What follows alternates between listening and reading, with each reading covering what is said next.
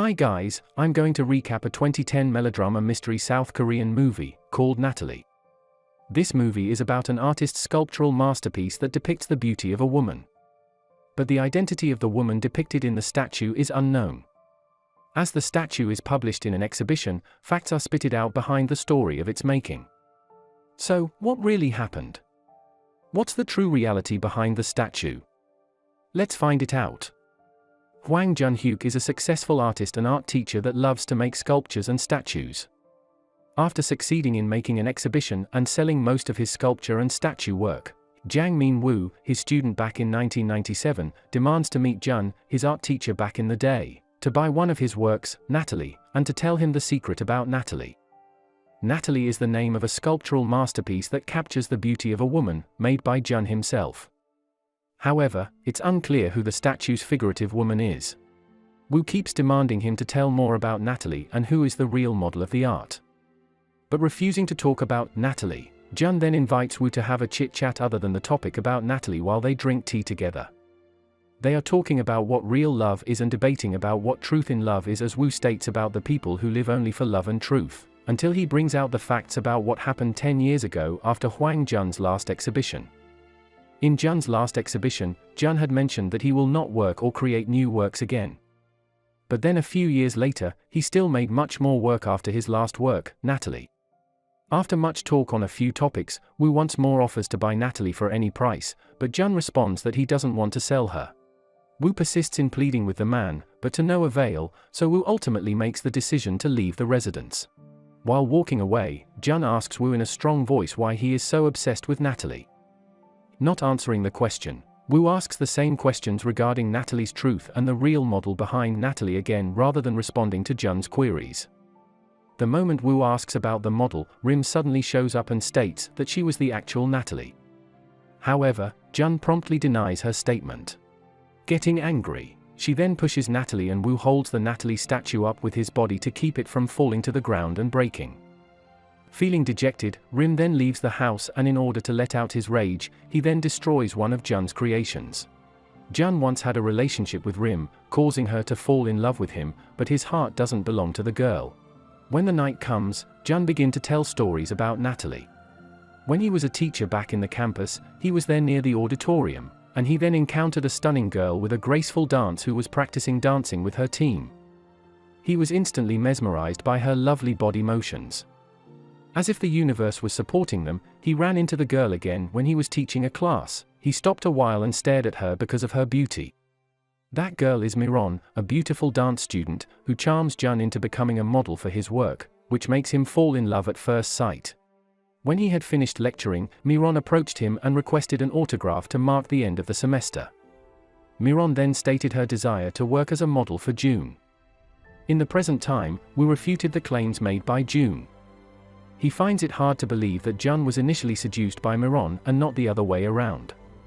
Letting Woo in his disbelievement, Jun then resumed his story. It was when Miron arrived at his residence, where he used to create his sculptures, in the afternoon. Miron started to strike graceful positions while Jun worked on his works. Miron's beautiful body inspires Jun's inspiration and motivation to create a statue like her. He is finally persuaded by Miron's naked body after being unable to look away, and they enjoy their time together. Woo couldn't accept the story from Jun, asserting that he is lying since he doesn't believe his story. Woo emphasized that if those memories had such an impact on Jun that they had remained with him to this day, then why did he end his relationship with Miron and why didn't he wed her? He believes that marriage is not required simply because they are in love.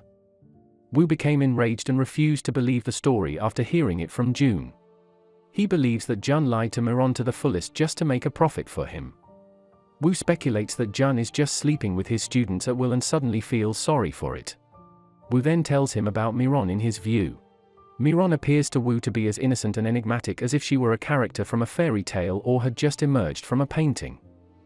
Once when he was at the class, he wanted to paint Miron but eventually became irritated with Jun for continuously staring lewdly at Miron. He then met Miron after the class was over and asked if he might draw her later when she danced.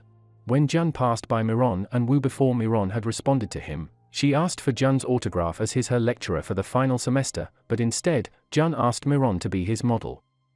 Following Miron, Woo notices Jun's dirty ways for using Miron as his model. He observed Jun pressuring Miron to expose her underwear as Miron resisted and dared not object. Woo abruptly ended his story by claiming that Jun had destroyed Miron for the repulsive purpose of art. After hearing what Woo has said, Jun comes to the conclusion that Woo is in love with Miron but is unable to have her.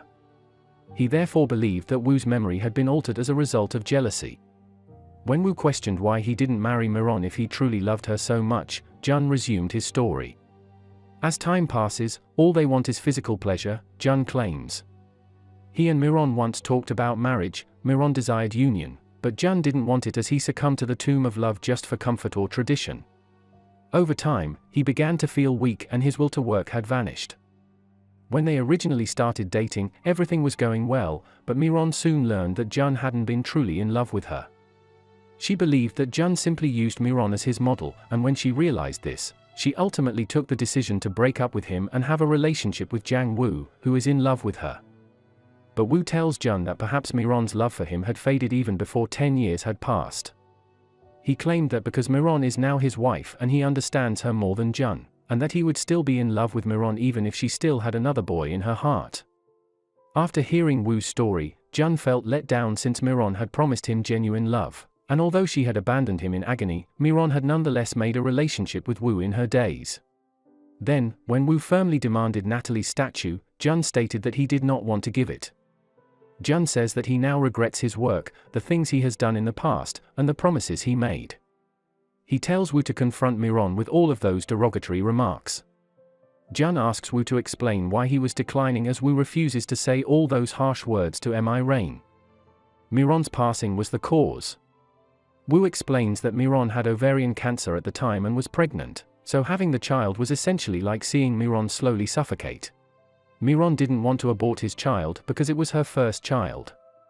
Even when Woo suggested it for her safety, Miron refused to have the baby aborted and stopped her chemotherapy treatment.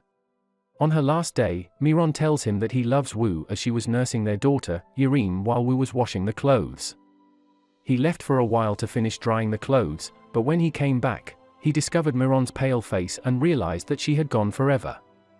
After telling Jun the story of Miron's passing, Woo states that Miron kept his commitment to Jun up till the end of her life. Woo says that Miron will continue to wait for Jun till the end of her days. Just before Miron died, Woo found a letter by accident. He said that Miron still missed Jun until the end of his life. That was the reason why Woo came to Jun's house. It was to find out what Miron wanted to say to Jun, but Jun says he doesn't know what Miron wanted to say. Not getting an answer from Jun, Woo then went home and left Jun in his sadness and misery. In the end, Jun continues to live his life even though he doesn't know what Miron's letter was about. He promises that he will still love Miron even if it means eternity. Subscribe to watch more videos like this, turn on notifications, and leave a like and comment to help the channel out. Thank you for watching, and see you next time.